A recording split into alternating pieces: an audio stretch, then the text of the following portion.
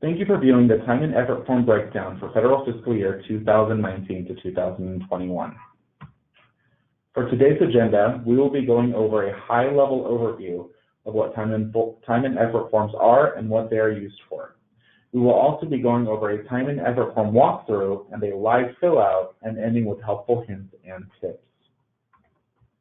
Here is a picture of a blank CalFresh Outreach time and effort form. Time and effort forms are for employees performing CalFresh Outreach activities.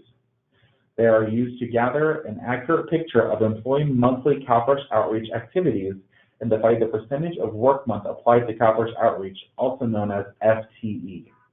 This number is used in the invoicing process under the personnel line item. For the time and effort form walkthrough, within the top section, you'll find the employee time base, where you will indicate a 1 for a full-time employee or a percentage of 1 for a part-time employee. This percentage of 1 will be found by dividing the number of hours worked in the month by the total number of hours in the month. You will also find the work days in the month, which will be between 20 and 23, depending on how many working days the month has. There will be an employee name and employee title section, which has to be filled out to match the same employee name and title on your invoicing guide. Then we will have the organization name, which is the full name of your organization. We also have the month, and then finally we have the total hours in the month and the percentage of work month applied to CFO, as noted above, both of which are automatically calculated on your time and effort form. You can see the top section of your time and effort form highlighted here. For the time and effort form middle section, we have the section for the hours worked on CalFresh Outreach activities, which are the hours worked toward CalFresh Outreach for each individual day. We have the paid time off section, which includes the total daily hours from full-time work, meaning if you're a full-time employee for your organization, but only work part-time for CalFresh Outreach, yet you took your entire working day off, you would include the full amount of working hours for that day that you took off. Next, you have the prorated PTO section, which will automatically calculate. We also have a section for the specification for the time you took off, which would include V for vacation, S for sick day, and H for a holiday. And finally, we have the total billable hours, which you will automatically populate, and the total number of CFO billable hours, which again will automatically populate. Here you can see the middle section of your time and effort form highlighted. For the time and effort form bottom section, we have the step-by-step instructional guide of how to fill out your time and effort form, along with the staff and supervisor signature and date section, both of which require a wet copy for submission.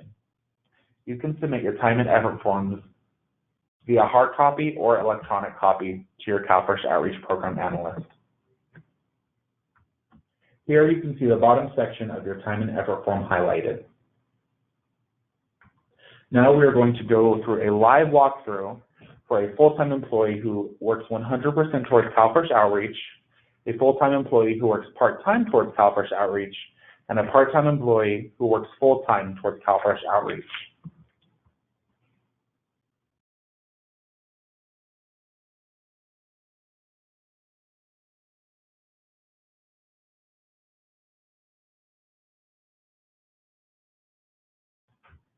So for a full-time 100% CalFresh Outreach employee, they'd be putting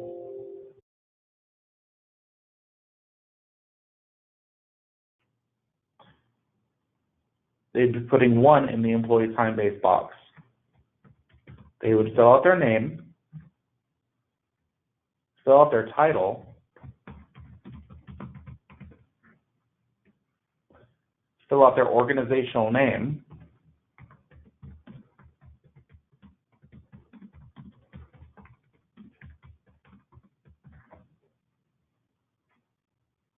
and fill out their month. Then they would go down to the middle section and include the hours worked each day of that month.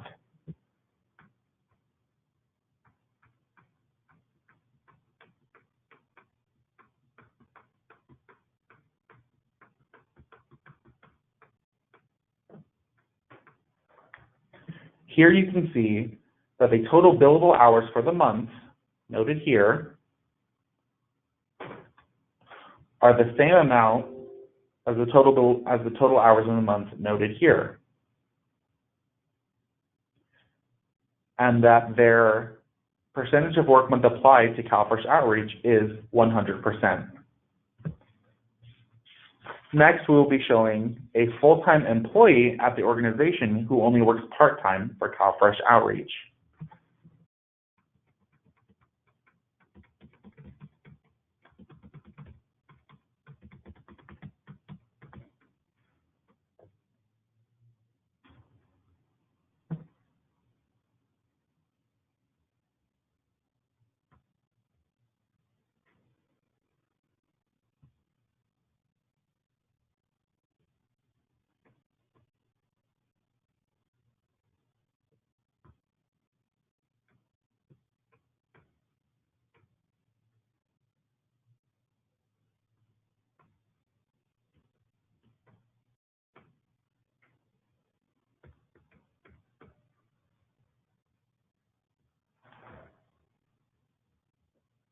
As you can see here, the employee worked a total of 104 billable hours, and his or her percentage of work month applied to CalFresh Outreach is 59.090909%. You can also see here, if we say the employee took a full day's time off, such as 8 hours, and maybe we'll say they took 5 hours of time off here, that we'll say they took vacation.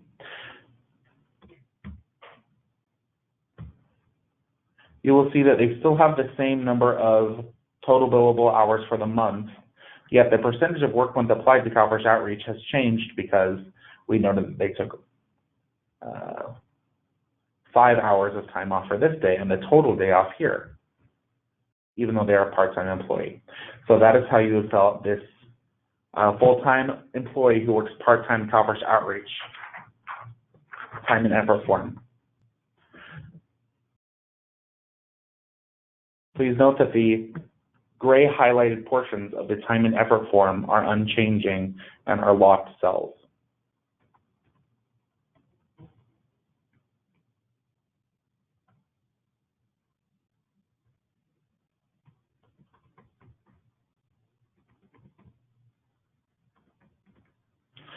Now we will be completing a time and effort form for an employee who is part-time but works full-time CalFresh Outreach. So that would be an employee who is part-time at their organization, but all of their work efforts are towards CalFresh Outreach. So we're going to say this employee works part-time. So how we find this number is by putting in the code equals 176 divided by 88.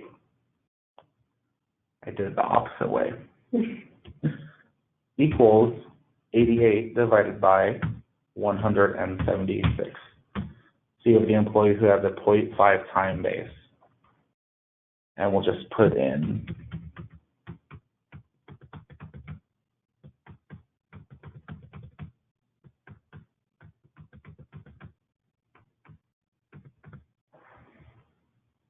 and you can see here that that employee worked 88 total billable hours, which is half of the 176-hour work month. Yet all of their percentage of work month applied towards CalFresh Outreach is 100%. That means they're totally funded through CalFresh Outreach. So whenever any of these time and effort forms are completed and signed and dated with wet signatures, they can then be submitted to their program analyst. So for some helpful hints and tips, If the employee is a full-time employee, always put a 1 in the employee time base section. If the employee is not full-time, use this code in the box, equals the hours worked in the month divided by the hours in the month. Then press enter. Employee name and title needs to be the same as in the budget detail and the invoicing guide.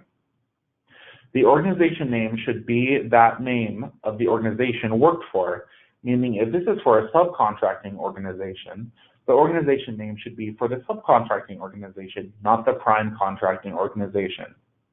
Finally, follow this PowerPoint and read the instructions. When in doubt, contact your program analyst.